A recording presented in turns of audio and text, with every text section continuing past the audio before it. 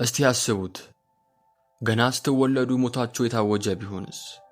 ገና የመጀመሪያውን ትንፋሽ ተነፍሱ ያንተ መኖር ለሌላው ሞት ሆኖ ቢታይስ? ዛሬ የምነግራችሁ ታሪክ ስለ አንድ ምስኪን ነፍስ ብቻ አይደለም፣ ስለ ባህራን ታላቅ ምስጢርም ጭምር እንጂ። ዕጣ ፈንታው በሞት የታጀበ፣ ሞቱን በገዛ እጁ ተሸክሞ የተጓዘ ምስኪን ወጣት። ነገር ግን በሰማይ የሚኖር አንድ ታላቅ ጠባቂ አለ። ከሞት ደብዳቤ ወደ ሕይወት ደብዳቤ፣ ከጥፋት መንገድ ወደ ድህነት የሚመራ። የዛሬው ታሪካችን በቤተ ክርስቲያን ታሪክ ውስጥ እጅግ አስገራሚ የሆነው የቅዱስ ሚካኤልን ፈጥኖ ደራሽነት የምንመለከትበት፣ የባህራንንና የባለጸጋውንም ሰው ታሪክ የምንዳስስበት ነው። ይህ ታሪክ ለምን ዛሬ ድረስ በሚሊዮኖች ልብ ውስጥ እንደሚኖር በቅዱስ ሚካኤል ስዕል አድኖ ውስጥም ያለውን ታላቅ ምስጢር አብረን በጥበብ እንቃትታለን። ከብዙ ዘመናት በፊት በአንድ መንደር ውስጥ እጅግ ባለጸጋ ግን ደግሞ ክፉና ምቀኛ የሆነ ሰው ነበር። ይህ ሰው በአካባቢው ካሉ ምስኪኖች አንዷ ወንድ ወጣት እንደምትወልድ፣ ያም ልጅ የእሱን ንብረት ሁሉ እንደሚወርስ በትንቢት ሰማ። ባለጸጋው በዚያን ወቅትም ተቆጣ። የእኔን ሀብት ተራ የድሃ ልጅ አይወርስም ብሎም በልቡ ዛተ። ሕፃኑ በተወለደበትም ምሽት ባለጸጋው ወደ ድሃዋ ቤት ሄደ። እናቱን አታሎም በገንዘብ ደልሎ ሕፃኑን ወሰደ። ከዚያም ማንም በማይደርስበት በጨርቅ ጠቅልሎ ወደ ባህር ውስጥ ሰደደው። ነገር ግን ቅዱስ ሚካኤል ሕፃኑን አልተወው። በዱር በአራዊት እንዳለ አድርጎ ጠበቀው። በባህሩም ላይ ተንሳፎ በአንድ ምስኪን እረኛ አሳ በሚያጠምድበት አፋፍ ላይ ልጁ አረፈ። እረኛውም አገኘው፣ ወስዶም አሳደገው። ስሙንም ከባህር ስላገኘው ባህራን ብሎ ሰየመው። ባህራን አድጎ ጎበዝ፣ እግዚአብሔርን የሚፈራ ምስጉን የሆነ ልጅ ሆነ። በአጋጣሚ ባለጸጋ በዚያን ሀገር ላይ ለጉዞ ሲሄድ የባህራንን ቤተሰብ አየው። እነ ባህራንን ቤትም ገብቶ ተቀመጠ። ከዚያም ይህንን ልጅ ለምን ባህራን ብለህ ሰየምክ ብሎ ሲጠይቀው፣ እረኛውም በሆነ ዘመን ከባህር ላይ ተንሳፎ በጨርቅ ተጠቅልሎ ነው ያገኘሁት። ለዚያም ከባህር አፋፍ ላይ ስላገኘሁት ባህራን ብዬ ሰይሜዋለሁ ብሎ ለንጉሱ ነገረው። ንጉሱም በምን ዘመን ነው ያገኘኸው ብሎ ሲጠይቅ፣ እረኛውም ዘመኑን ከነገረው በኋላ ንጉሱ ከጣለበት ጊዜ ጋር ተመሳሳይ ሆነ። ታሪኩንም ሲጠይቅና ሲያጣራ ያ የገደለው ልጅ መስሎት ሕፃኑን በትዕቢት ተመለከተው። አሁንም ክፋቱ አላበቃም። ባህራንን ጠርቶ እንዲህ አለው፣ ልጄ ሆይ ወደ ቤቴ ሄደህ ይህንን ደብዳቤ ለባለቤቴ ስጥልኝ አለው። ደብዳቤውም ግን እንዲህ ይል ነበር፣ ይህንን ደብዳቤ ይዞ የሚመጣውን ልጅ ገዳድለሽ በጉድጓድ ውስጥ ጨምሪው ብሎ ደብዳቤ ጽፎ ለባህራን ላከው። ባህራንንም ይህንን ደብዳቤ በጭራሽ እንዳታነብ ብያለሁ ብሎ እጅ አስመትቶ ቃል አስገባው። ከዚያም ጉዞውን ጀመረ። ጉዞም እጅግ በጣም አድካሚ ነበር። ተራራዎችን ይወጣል፣ ይወርዳል፣ በሸለቆቹም ውስጥ ይጓዛል። ከዚያም ድካሙ አይሎበት ከአንድ ዛፍ ስር ተንተራሰ።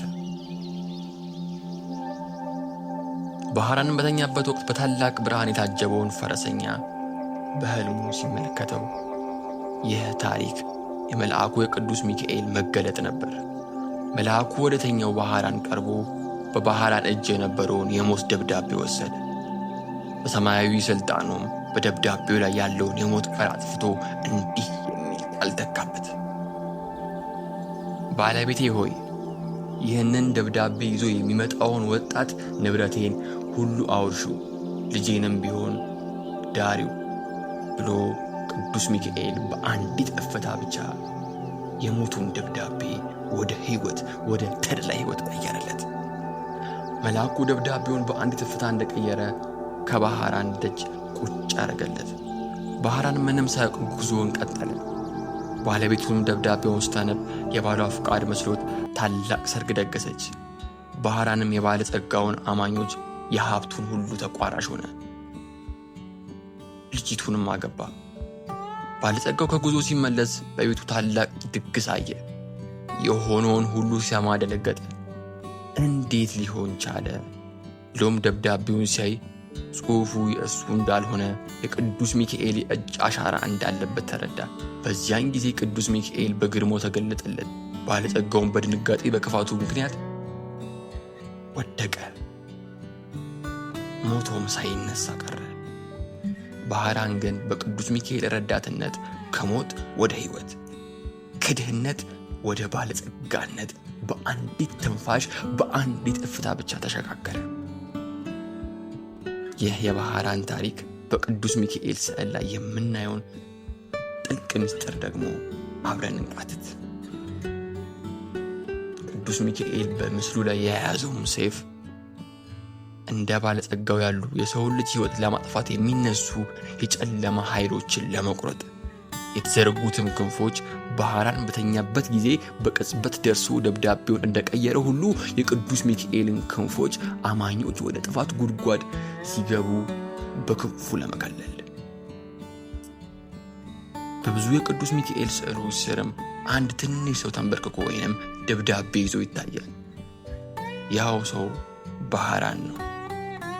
ይህ መልአኩ ለሰው ልጅ ያደረገውን ታላቅ ተአምር ያሳየናል። የባህራን ታሪክ የድሮ ተረት አይደለም። ዛሬ በሕይወታችን ውስጥ የምንመለከተው የሞት ደብዳቤ የሚመስሉ ፈተናዎች ሊያጋጥሙን ይችላሉ። የጤና ማጣት፣ የኢኮኖሚ ውድቀት ወይንም የሰዎች ተንኮል። ነገር ግን የባህራንን አምላክ የቅዱስ ሚካኤል ጥበቃ እንደማይለየን በልባችን እምነት እስካለን ድረስ ሁልጊዜም ምኑ ከአምላክ ወይንም ቅዱስ ሚካኤል ከጎናችን እንዳለ ብንረዳ የባህራን ተራዳኝነት፣ የባህራን ፈጥኖ ደራሽነት ወደ እኛም እጁን ሊዘረጋልን ስለሚችል ቅዱስ ሚካኤል ማለት መኑ ከአምላክ እንደ እግዚአብሔር ያለ ማን ነው ብሎ የወደቁትን ያነሳል፣ የጠየቁትንም አይተዋቸውም። የሞት ደብዳቤያችንን ወደ ሕይወት፣ የድህነት ደብዳቤያችንን ወደ ድህነት ይቀይረዋል። ይህ ታሪክ ለሁላችን የሚሰጠን ትልቅ ተስፋ አለ። እግዚአብሔር ከአንተ ጋር ከሆነ ማንም ሊያጠፋ እንደማይችል፣ ማንም ሊገድልህ እንደማይችል፣ ጉድጓድ ውስጥ እንኳን ብትሆን ከወደቅበት ጉድጓድ የሚያወጣ ቅዱስ ሚካኤል መኑ ከአምላክ የተባለ ሊቀ መልአክ የሆነ መልአክ ሁልጊዜም ቢሆን ከጎናችን እንዳለ ያስተምረናል። ይህንን ቪዲዮ ስለተመለከታችሁት እናመሰግናለን። ለቤቱ አዲስ ከሆናችሁ ሰብስክራይብ ማድረግ እንዲሁም ደግሞ ተደራሽነታችንን ለማስፋት ላይክ እና የደወል ምልክቷን ማብራት እንዳትረሱ። ይሄ ቪዲዮ ይጠቅመኛል፣ ያስተምረኛል፣ እንዲሁም ደግሞ ቃለ እግዚአብሔርን መስማት ይወዳል ብላችሁ ለምታስቡት ቤተሰብ፣ ወዳጅ ዘመድ እንዲሁም ደግሞ ጓደኛ ማጋራታችሁ እንዳትረሱ። እስከ መጨረሻው ድረስ ስለተከታተላችሁኝ አመሰግናለሁ።